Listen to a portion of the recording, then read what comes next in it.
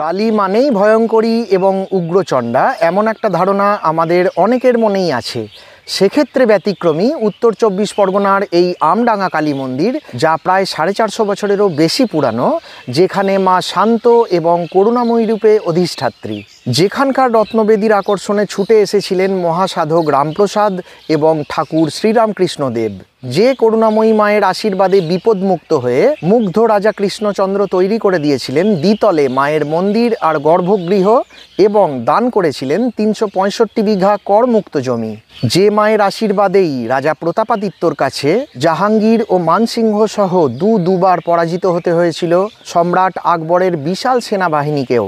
আজকে সেই করুণাময়ী মায়েরই ইতিহাস আমি যতটা পারবো আপনাদের জানাতে ও দেখাতে চেষ্টা করব। যদিও নিরাপত্তার কারণে এখানে বেশিরভাগ জায়গায় ছবি তোলা কঠোরভাবে নিষিদ্ধ। খিচুড়ি, পোলাও, ফ্রায়েড রাইস জেনে নেব সপ্তাহে কোন দিন কি খাওয়ানো হয়। এছাড়াও কিভাবে আসবেন, কি দেখবেন, মন্দিরের ফোন নাম্বার ও প্রসাদ বুকিং প্রসেস সহ থাকছে মন্দিরের অনেক খুঁটিনাটি। তাই চ্যানেলটি সাবস্ক্রাইব ও শেয়ার করে সঙ্গে থাকুন, দেখতে থাকুন।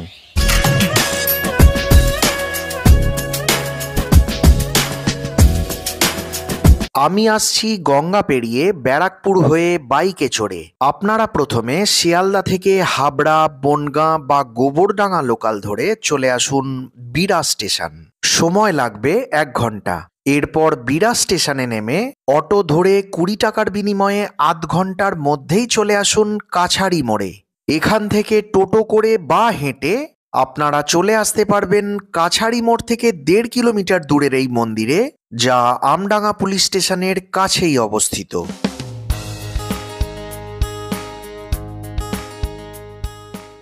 ডালখোলা বকখালি রোডের ওপরেই আপনাদের চোখে পড়বে শ্রী শ্রী করুণাময়ী মাতার মন্দিরে যাবার ওয়েলকাম গেট, যার সামনে দিয়ে বহরমপুর কলকাতা এবং জাগুলিয়া বারাসাত নৈহাটির কয়েকটা বাস আমার চোখে পড়ল।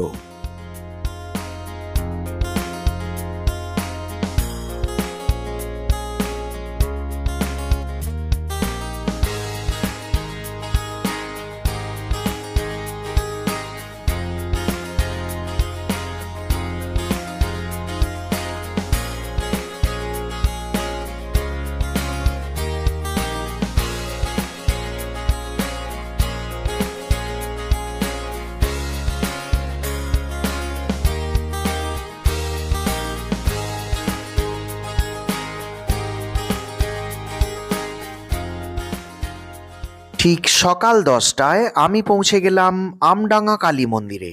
মেন গেটের বাইরে রাস্তার দুধারে রয়েছে ফুল, মালা ও ডালার দোকান, যেখানে প্রয়োজনে 21, 51, 101, 201 বিভিন্ন বাজেটের ডালা পেয়ে যাবেন। তবে মন্দিরে শুধু দক্ষিণা দিয়েও পূজার ব্যবস্থা আছে। মন্দির চত্বরের ভিতরটা প্রায় অধিকাংশই গাড়ি পার্কিং জোন বলা যেতে পারে। প্রবেশদ্বারের ডান দিকে রয়েছে পাবলিক টয়লেট আর বাম দিকে ছোট্ট একটি কাউন্টার, যেখানে গাড়ি পার্কিং এর জন্য ফি জমা নেওয়া হয়, যেখানে সাইকেল 5, বাইক ও 3 চাকা 10 আর মারুতি বা টাটা সুমোর জন্য 30 টাকা পার্কিং ফি ধার্য করা আছে। সুবিশাল এই মন্দির চত্বরটি প্রায় 55 বিঘা। শোনা যায় 1764 সালে নবাব মীর কাসিম রাজা কৃষ্ণচন্দ্রকে মুঙ্গেরে বন্দি করে প্রাণদণ্ডের নির্দেশ দিলে ব্রহ্মপরায়ণ নারায়ণগিরি এখানকার পঞ্চমন্ডির আসনে বসে সাধনার দ্বারা দৈব বলে রাজাকে বিপদ মুক্ত করেন। মাতৃশক্তির অপার করুণায় কৃতজ্ঞ রাজা কৃষ্ণচন্দ্র আমডাঙ্গার এই মন্দির সংস্কারে ব্রতী হয়ে বর্তমানের দ্বিতল মন্দিরটি নির্মাণ করে আরও 365 বিঘা করমুক্ত জমি দান করেছিলেন বলে জনশ্রুতি আছে। এটা জাগ্রত বাস্তুতলা বা মা মনসা বেদী। এখানে দুধ কলা দিয়ে পুজো দিলে সর্পদংশন ভয় দূর হয় বলে স্থানীয়দের বিশ্বাস। এটা মনসা বেদী আর ওটা এই মন্দিরেরই রথ, যা এই মনসা বেদীর পিছনে আর মন্দিরের একদম পাশেই অবস্থিত।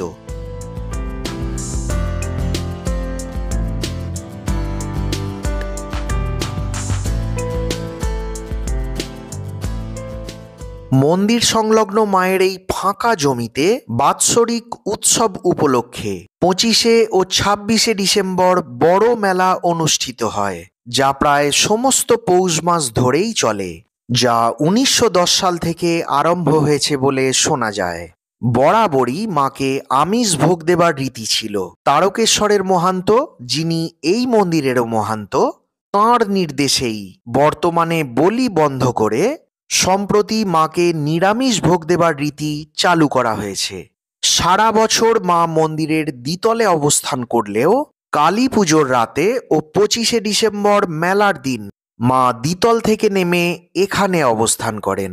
অলঙ্কারে ভূষিতা ত্রিনয়না মুন্ডমালিনী মহাদেবের বুকে দণ্ডায়মানা প্রায় 2 ফুট উচ্চতার কোষ্ঠী পাথরের এই করুণাময়ী কালী মূর্তিটি এই মন্দিরের দোতলায় অবস্থিত। দ্বিতলে চন্দন কাঠের সূক্ষ্ম কারুকার্যময় গর্ভগৃহের প্রবেশদ্বার প্রায় 476 বছরেরও বেশি পুরানো। 108টি শালগ্রাম শিলার উপরে প্রতিষ্ঠিত এখানকার রত্নবেদী, যা ভারতের মধ্যে একমাত্র শ্রীক্ষেত্র ছাড়া আর কোনো তীর্থস্থানে নেই, যার আকর্ষণেই এখানে এসেছিলেন মহাসাধক রামপ্রসাদ ও পরমহংস ঠাকুর শ্রীরামকৃষ্ণদেব। চলুন প্রসাদের কুপন কেটে নিই। যোগাযোগের নাম্বার সহ কুপন মূল্য আর এখানে কোন দিন কি খাওয়ানো হয় আমি স্ক্রিনে লিখে দিচ্ছি, আপনারা দেখে নিন। এক এক করে দেখে নেব শিব মন্দিরগুলি। যে সমস্ত মহান্ত মঠে ব্রহ্মলীন হয়েছিলেন তাঁদের সমাধিস্থলের ওপর একটি করে শিব মন্দির প্রতিষ্ঠিত হয়ে মায়ের মন্দিরকে সুরক্ষিত করেছে। বর্তমানে 14টি মহান্ত মহারাজের সমাধিক্ষেত্র এখানে বর্তমান। মাঝে রয়েছে একটি রুদ্রাক্ষ গাছও। মঠ প্রাঙ্গণে পঞ্চবটী বনের উপস্থিতি স্থান মাহাত্ম্যকে উজ্জ্বল করেছে। মহান্ত শুভানন্দগিরি মঠে আত্মহত্যা করেছিলেন বলে তাঁর সমাধিস্থলের ওপর প্রতিষ্ঠিত শিব মন্দিরটি আচ্ছাদনবিহীন অবস্থায় রয়েছে।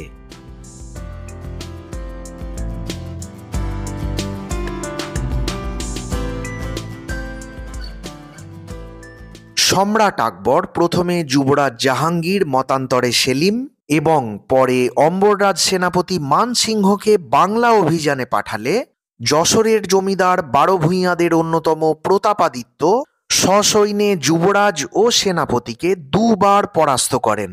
পরে কৌশলী মানসিংহ গুপ্তচর নিয়োগ করে জানতে পারেন প্রতাপাদিত্যর শক্তি ও পরাক্রমের উৎস হলেন শ্রী শ্রী মা যশোরেশ্বরী।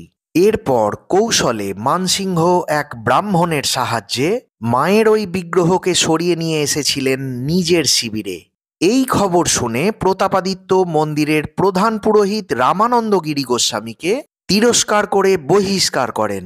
পরম ধার্মিক ব্রাহ্মণ রামানন্দ দুঃখে যশোর ত্যাগ করলে সুযোগ বুঝে মানসিংহ প্রতাপাদিত্যকে আক্রমণ করে পরাজিত ও বন্দী করে বাংলাদেশ দখল করেন এবং অম্বররাজ মানসিংহ মায়ের বিগ্রহকে অম্বর প্রাসাদে প্রতিষ্ঠা করান। ইতিহাসের সাক্ষী সেই যশোরেশ্বরী মায়ের বিগ্রহ আজও অবস্থান করছেন রাজস্থানের অম্বর ফোর্টে। পরে মানসিংহ এই যশোরেশ্বরী মায়ের স্বপ্নাদেশে বাংলাদেশে এসে যমুনা শাখা সুবর্ণাবতী, যার বর্তমান নাম সুটির খাল, সেই নদীর তীর থেকে মায়ের প্রধান পুরোহিত ও পরম ভক্ত রামানন্দগিরি গোস্বামীকে খুঁজে এনে এই স্থানে বিকল্প করুণাময়ী মূর্তি প্রতিষ্ঠা করেন। পুরোহিত রামানন্দগিরির নামানুসারে রাম ও নদীর তীরের ডাঙার জন্য এই এলাকার নাম হয় রামডাঙ্গা, যা পরবর্তীতে উচ্চারণ ভেদে আমডাঙ্গায় পরিণত হয়েছে। শোনা যায় 1561 সালে দ্বিতীয় পানিপথের যুদ্ধের পর সম্রাট আকবরের সেনাপতি মানসিংহ মা করুণাময়ীকে প্রতিষ্ঠা করেছিলেন।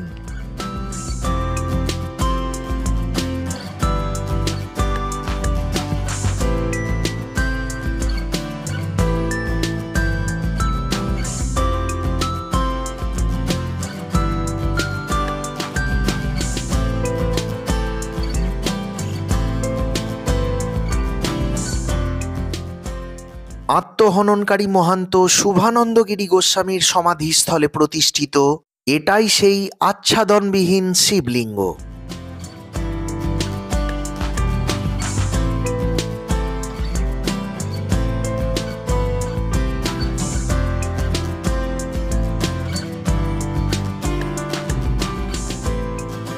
আর এটাই সেই বিখ্যাত পঞ্চমুণ্ডির বেদি, যাতে বসে নারায়ণগিরি তন্ত্র বলে মহারাজ কৃষ্ণচন্দ্রকে উদ্ধার করেছিলেন নবাব মীর কাসিমের হাত থেকে।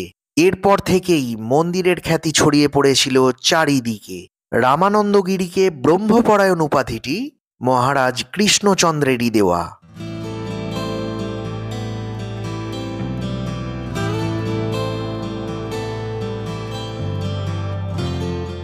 পঞ্চমুণ্ডি বেদির পিছনের দিকে রয়েছে সুন্দর প্রসাদ বিতরণ কক্ষ, যেখানে বয়স্ক বয়স্কাদের জন্য বেঞ্চ ও টেবিলেরও সুব্যবস্থা রয়েছে।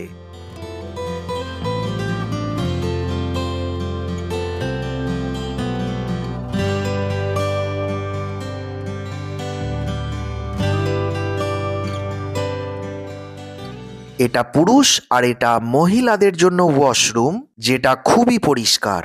আর এখানে চারিদিকে হাত ধোয়ার আর পানীয় জলের ব্যবস্থাও বেশ ভালো।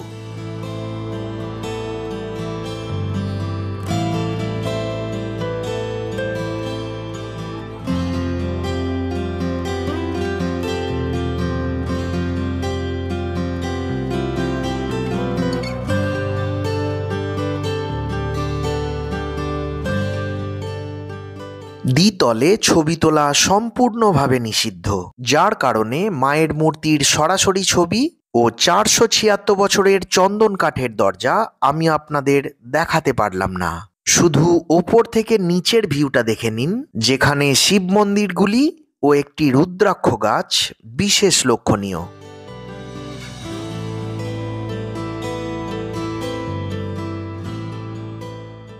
এখানে মন্দিরে ঢোকার আগে বিনা পয়সায় জুতো রাখার সুব্যবস্থা রয়েছে। রয়েছে নতুন গাড়ি পুজো করাবার সুব্যবস্থাও।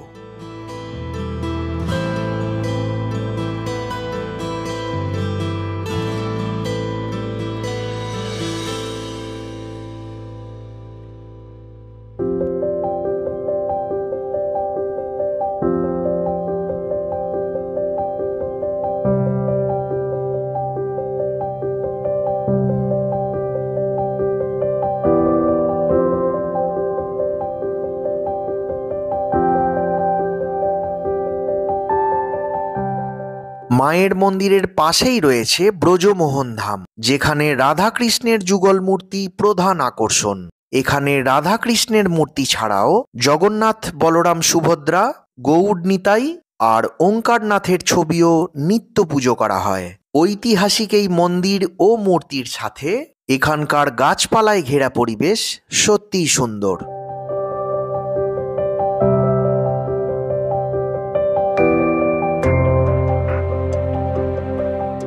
আনন্দময়ী মাকে ভোগ নিবেদন পর্ব শেষ। এবার আমাদের প্রসাদ গ্রহণের পালা। আজকে প্রসাদে ফ্রায়েড রাইস। চলুন দেরি না করে বসে পড়ি আর আপনাদের সাথে শেয়ার করি আজকের প্রসাদ মেনু। আপনাদের কিছু জিজ্ঞাস্য থাকলে স্ক্রিনে দেওয়া নাম্বারে ফোন করতে পারেন। উলুবেড়িয়ার গঙ্গার পাড়ের আনন্দময়ী কালী মন্দিরের ভিডিওর লিংক আমি এই ভিডিওর ডেসক্রিপশন বক্সে দিয়ে দিচ্ছি, পারলে দেখে নেবেন। হ্যাঁ, কুপন আছে, আমি দিচ্ছি। দিচ্ছি।